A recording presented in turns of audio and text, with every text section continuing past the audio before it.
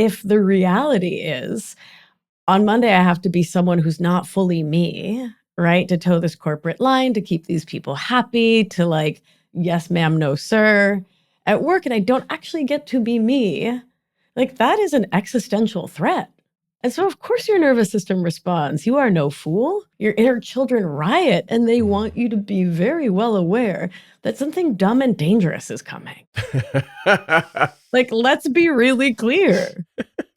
Something dumb and dangerous is coming. I don't think. Come on now. That is exactly right. That is exactly I've never heard it put that way. How it feels.